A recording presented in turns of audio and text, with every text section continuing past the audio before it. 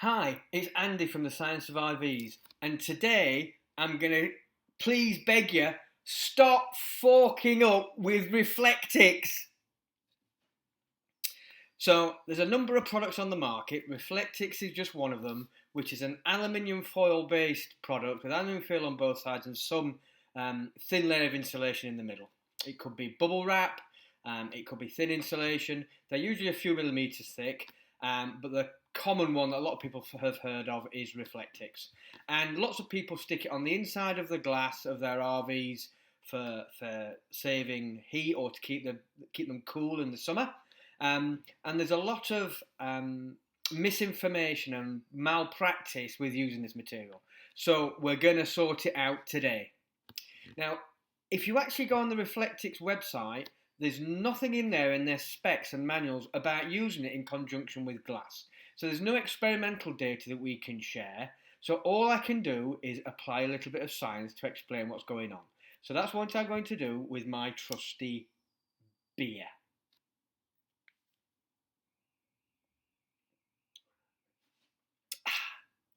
There are other brands available. Now, my beer is nice and cold. I'm nice and cool inside my RV, but the outside world is quite hot. So if I feel my glass, it feels cold because the heat from my hand is being conducted through the glass into this beer, and my beer will eventually get warm. That's conductive heat. So where does Reflectex and other products come in? Well, they're a different technology for a different application. They're about radiant heat. The sun, all the energy we get from the sun comes by radiant heat. It flies across the universe, and as soon as it hits something with mass, boom, we warm up. It heats us. This is conductive heat from my hand. So, I know what I should do. I should get some reflective material, and I should stop my hand from warming my beer. Right.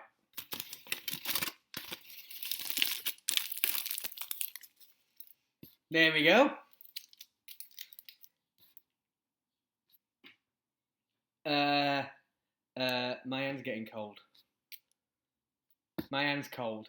That means that the heat from my hand is going straight through the glass and this reflective foil straight to my beer. In fact, my hand's getting really cold because in reality, this is quite conductive, so it's helping suck the... In fact, my hand's getting quite cold now. So putting it on the glass is clearly not a good idea. Haha. What if I wrap my glass with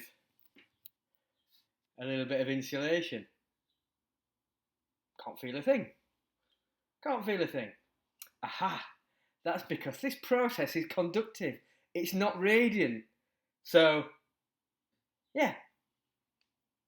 Insulation with a good thermal insulation properties, and the R value is what people use, is great.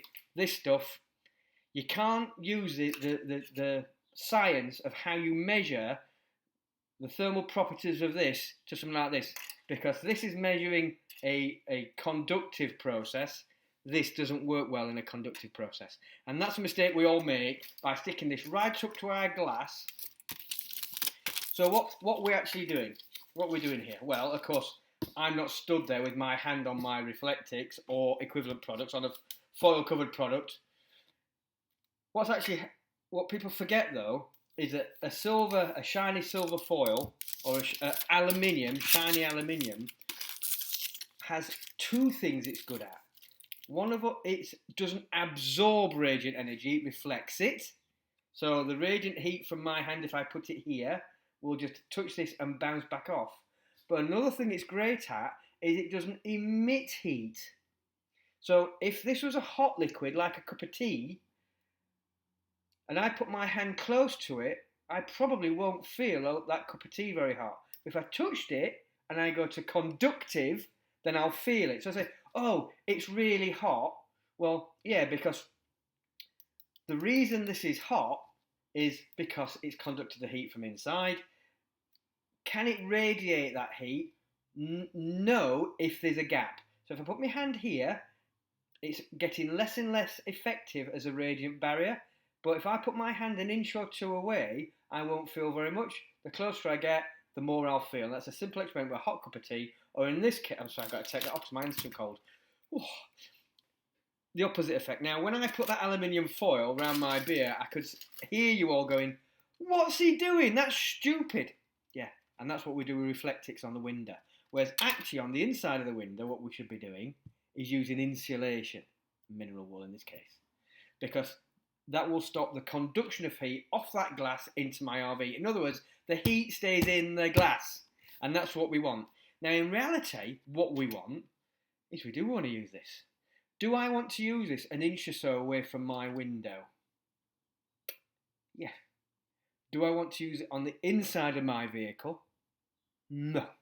I want my windows to not get hot in the first place, and more importantly, the window surrounds, which are metallic.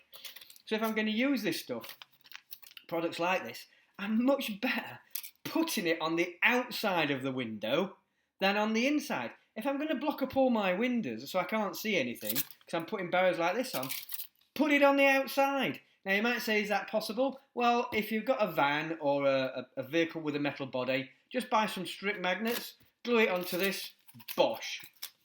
2 minutes, done. And that's going to stop the sun getting into your vehicle. That's going to have much more effect than trying to manage it once it's already into the glass and in the vehicle. Because all it's going to do by conduction is make the panel around it warm, and it's going to radiate that heat in. If this is an inch away, it'll reflect it back out and it'll keep it in that cavity. But the problem is the air in between will start to convect the heat. So if it's not sealed at the top, though, that heat will rise and just start going around your van, so it's less effective. And I think that's why people put it up against the window. So you have to leave a gap with this stuff to do its job. So that's what we're doing wrong. What if it's the other way around and it's winter and outside is cold and inside the vehicle is warm? Well, this stuff around the walls would be great to reflect that radiant heat that my body's kicking out back into the vehicle and stop it getting to the outside world. But the problem with that is it looks rubbish. So we clad it, and the moment we clad it, it just becomes conductive and it can't radiate the heat, it can't reflect anything back. So it doesn't help us. So on the inside of the vehicle to keep heat in, unless I can see it and there's a gap, it ain't going to do anything for me. However, in that instance, this stuff is better because, yes, my body will radiate heat and will hit this, but this then won't conduct it through its thickness. So this is a much better and more effective mechanism to keep the heat in. So what I need to be doing with this is making sure I've got plenty of this, and unless I can see it, don't bother with that. Now, I'm going to stick this inside cupboards. I'm going to stick it behind panels where I've got any kind of cavity or gap. That's going to help me. If I have a heating element and there's a gap behind it, like a fire, sticking this behind it reflects that heat back into the room and doesn't heat the wall and kick through the wall. So that can be beneficial. So where I can put it, I will. In terms of windows, what do I need?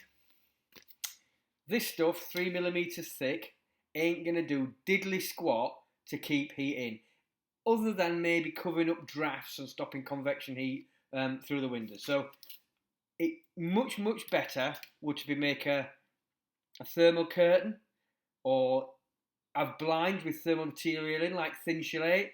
That's much more effective. Much more effective. And that will keep you warm better. If you're in a van, your back door, what am I saying? I'm saying get yourself a thermal curtain, and in winter, hang it on the inside, and in summer, hang it on the outside. And then the heat can't get to your windows, because of course a window in shade is an awful lot better than a window that's not. So it's just understanding that you don't want the heat to get out, so you need your insulation on the inside in winter, and in summer you don't want the heat to get in, so you need your insulation on the outside. And that's the difference. So I'm going to be making up some panels. I'm going to be using, if I've got metallic frames, steel frames, I'm going to just glue strip magnets. You can get them 10 metres of stuff for pennies.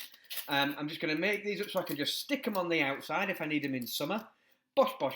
Doesn't make my vehicle look bad. And then in winter, I'm not going to bother with winter. But if I do find I've got a chilly night, I will hang, yes, I'll hang this on the inside, but I'm going to use this with a layer of insulation on the back. Now, the other thing I will say is, if you buy Thinsulate and products like that, I'm looking at my table, you will pay about £2.50 a square metre. So it's not really that expensive, but £2.50 a square metre. However, if I buy an emergency blanket, the one that you put over you when you've finished a marathon, those are about 16p a square metre. It is a 20th of the price, and also they're kind of malleable. So if I get an emergency blanket, I bond on the back of that a very thin piece of Thinsulate